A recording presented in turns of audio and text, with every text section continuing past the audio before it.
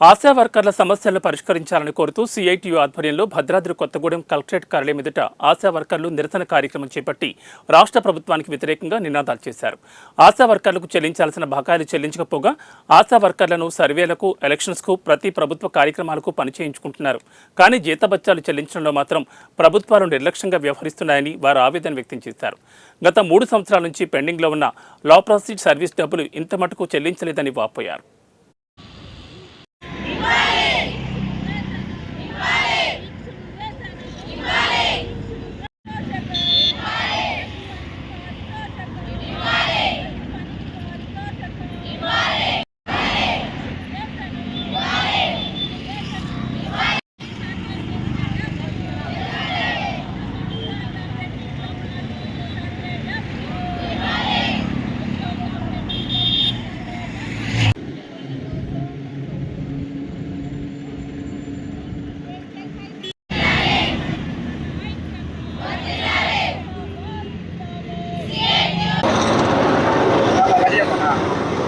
ఈ రోజు Telangana ASHA workers union CIT ఆధ్వర్యంలో ఆశా వర్కర్స్ కు 3 సంవత్సరాలుగా పెండింగ్ లో ఉన్నటువంటి లెప్రసీ సర్వేల డబ్బులు చెల్లించాలని చెప్పేసి ఈ రోజు రాష్ట్ర వ్యాప్తంగా కలెక్టర్ కార్యాలయం ముందు ధర్నా కార్యక్రమం చేపడతా ఉన్నాం.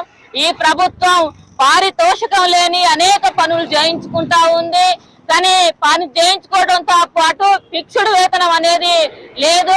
అనేక పనులు చేయిస్తున్నారు, అనేక సర్వేలు చేయిస్తున్నారు. గతంలో ఈ సర్వేలు చేస్తే ప్రభుత్వం డబ్బులు చెల్లించేవారు. కానీ ఈ ప్రభుత్వం వచ్చిన తర్వాత ఆ సర్వేలకి ఏ ఒక్క రూపాయి చెల్లించట్లేదు. చెల్లించకపోగా పనిభారాన్ని విపరీతంగా మోపుతున్నటువంటి పరిస్థితి ఉంది. నెల నెల జీతం రావట్లేదు. అట్లాగే ఆశాలకు గతంలో లేనటువంటి అంటే స్కూట్ని బాక్సులు తీసుకురమ్మనటం, ఏఎన్సీ టార్గెట్లు, పిఎన్సీ టార్గెట్లు అని ఈ రకాన్ని కొత్తగూడెం డిస్ట్రిక్ట్ ఆశా వర్కర్లు అందరము ముట్టడి చేయడం జరిగింది. ఎందుకనగా మాకు రావాల్సిన పెండింగ్ లెప్రసీ సర్వే డబ్బులన్నీ 3 సంవత్సరాల నుంచి ఫ్రీగా చేపిస్తున్నారు.